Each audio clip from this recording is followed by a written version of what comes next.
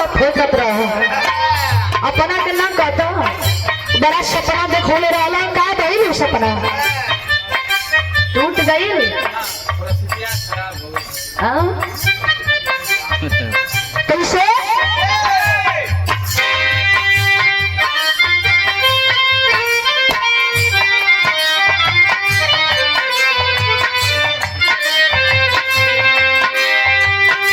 हो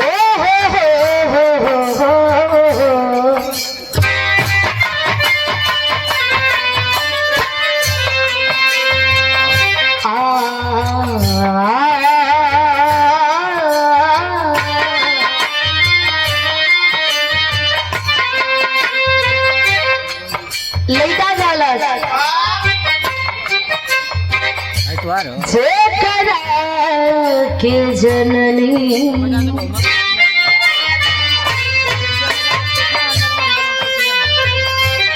जन्मों से ज्यादा हिंदी फिल्म का टोन है बोली बिसरी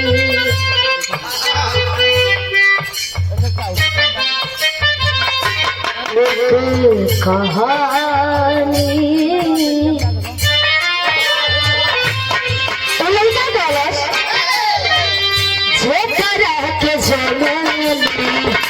जन्मों से ज्यादा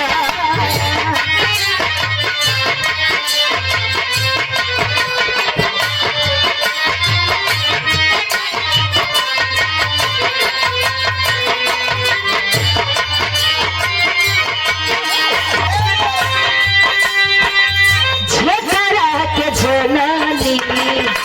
जन्मों से ज्यादा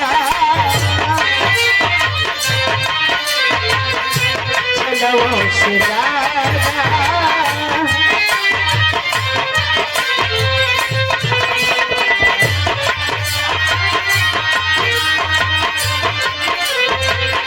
जेकरा के जननी जन्मों से ज्यादा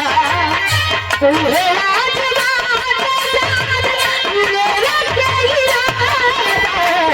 जेकरा के जननी जन्मों से ज्यादा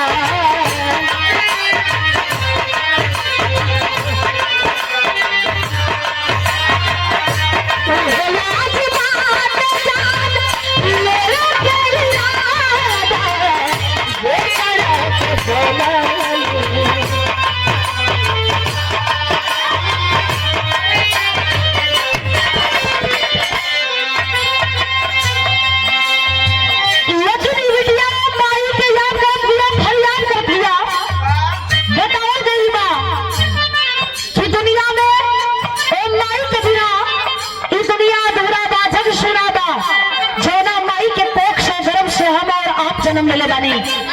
धन्य है वो माँ और पिता जो जन्म दे करके इस दुनिया को दिखाते हैं। एक माँ चाहती तो घर में ही मार देती, लेकिन एहसान है उनका जो उन्होंने ये दुनिया दिखाया। धन्य है वो गुरु जो इस साचा को तलाश करके एक नया दशा और दिशा में परिवर्तित किए, अंधकार से प्रकाश के ले लेने का काम किए। ये बताओ गई बात दुनिया में गुरु और माता पिता तीनों लोगों का दर्जा भगवान से भी ऊंचा दिया जाता है। ज्यादा कुछ ना कहो, एक लाइन का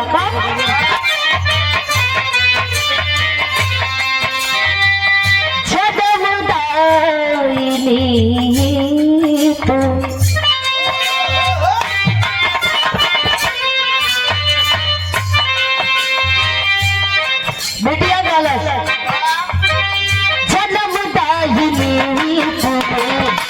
ममता की माई ममता की माई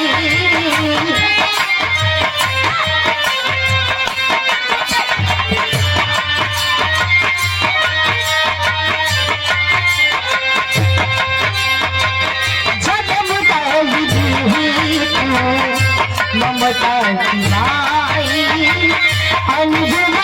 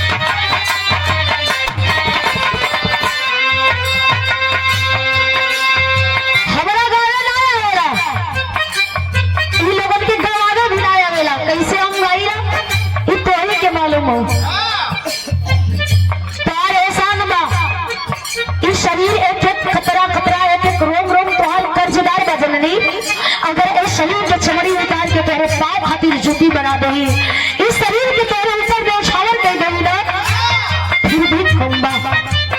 खाए की त्योहार कर जाए कबो दुनिया में कोई चुका नहीं थे पहले हम का चुका पाई बस अरदास लगाए थे का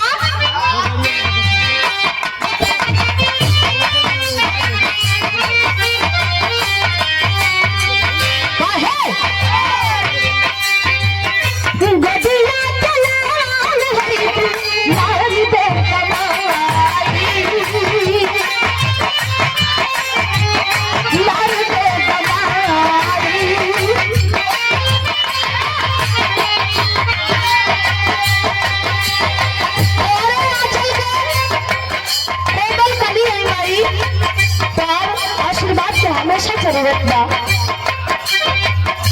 हर जगह हर घड़ी हर समय तेरी सहारा बारू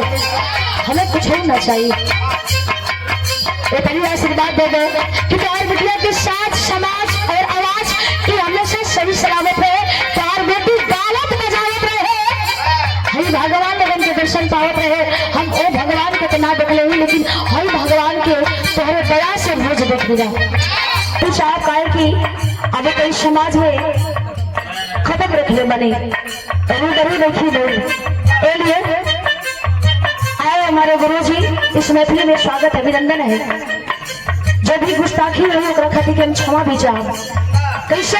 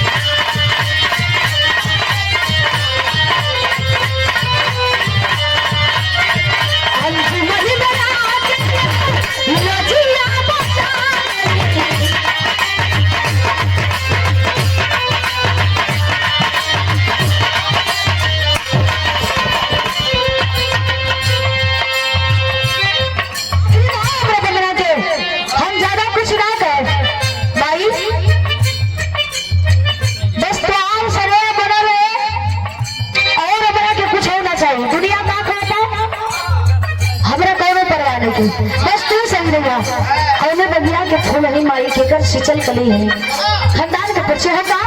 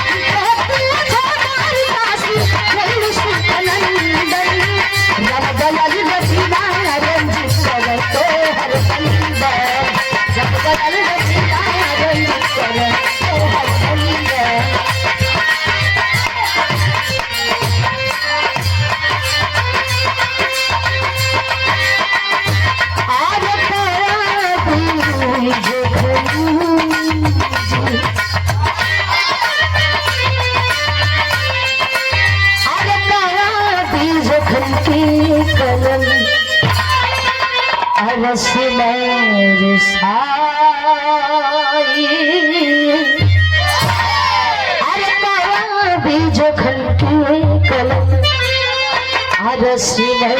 साई अरे अंजुमन में आके वो अलजिया बचाई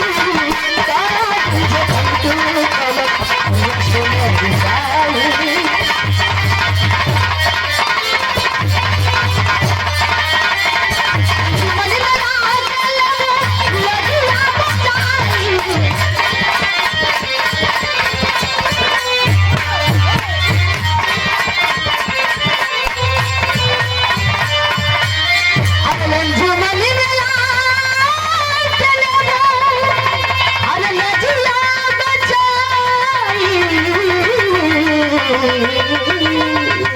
ए भाई